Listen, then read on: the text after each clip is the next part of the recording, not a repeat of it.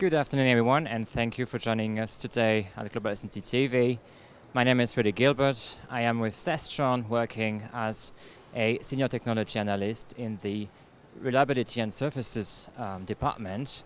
And for this first interview, I am joined by Keith Bryant, who is going to we are talking about the show and maybe a few questions about reliability. Yep, whatever you want to talk about, Freddie. We're quite happy and relaxed. Thank you very much. Keith, you are well known here on this panel, and I think it's great to have you on board, as you have also a right expertise in the topic of reliability. But first, I would like to ask you, how is it going so far for you, this session of the Productronica? I think before Productronica opened, a lot of people were nervous because of the general industry decline, the tariff issues, and all the other things.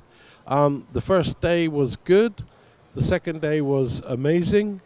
The third day was good. And today has been good for the last day because a lot of people traveled home last night who were visiting. There seems to be quite a few hanging on, and it looks like the show will be busy until 4 when it closes. All right. I also think it was great to see so many people, especially in this context we have globally, and to see really a lot of interest for new topics, new technologies in a challenging time.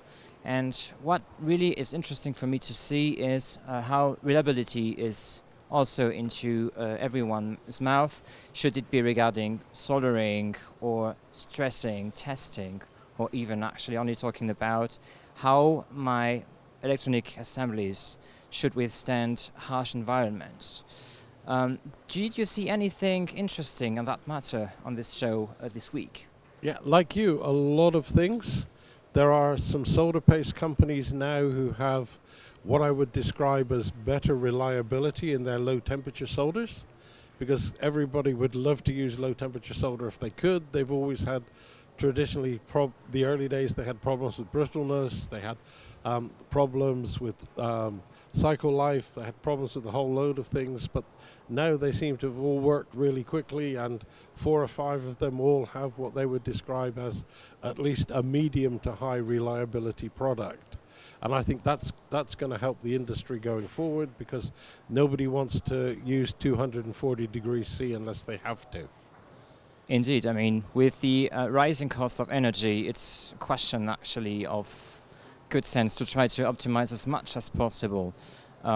This is new technology, which brings also new challenges as well. And I'm also interesting to see that we have a lot of environmental consideration now, not only energetical ones, but also to check that we are not consuming too much energy in a sustainable approach. How do you think it can help companies to bring new products while being more respectful from the environment?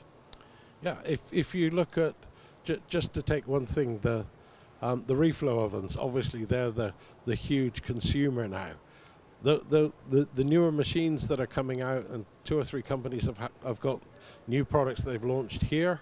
That's one of their key, let's say, selling points or key important things that they're pushing to the customers is how much energy they save in relation to even their previous iterations.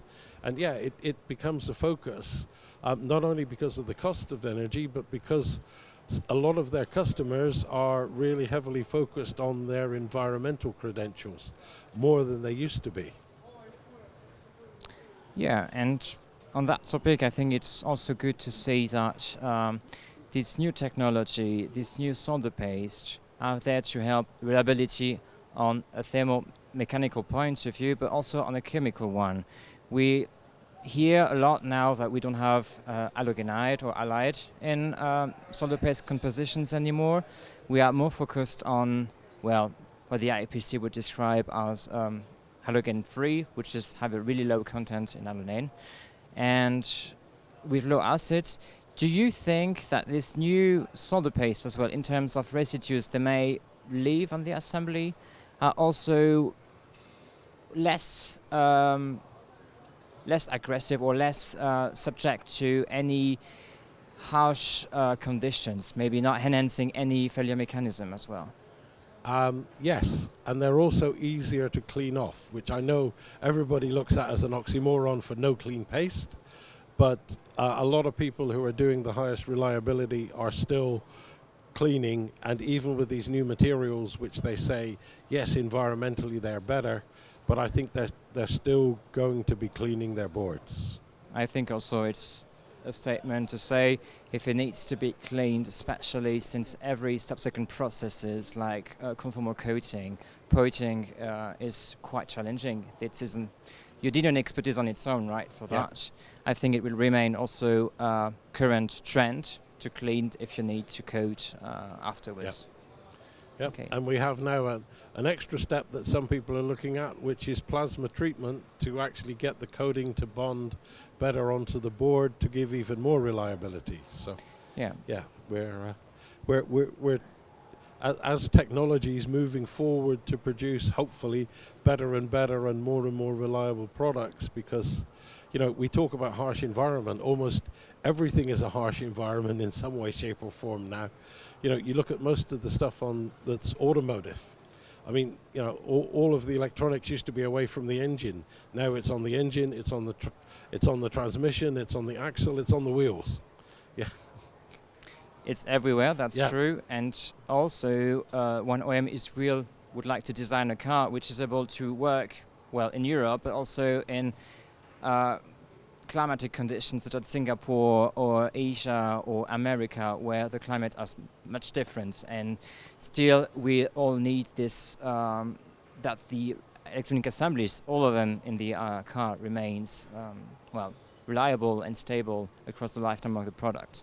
So it's quite interesting to see how many solutions or how many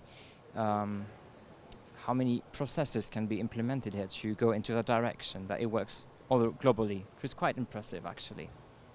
Yeah, and the OEM or the end user or the end customer is becoming a lot more demanding in everything that they need. We want more reliability out of our vehicles. And as you say, we want them to work in all kinds of environments. We want them to heat up very quickly inside. We want to do all of these things, and we still want them to be relatively low energy. So, yeah, we have a lot of challenges, thankfully, in our industry.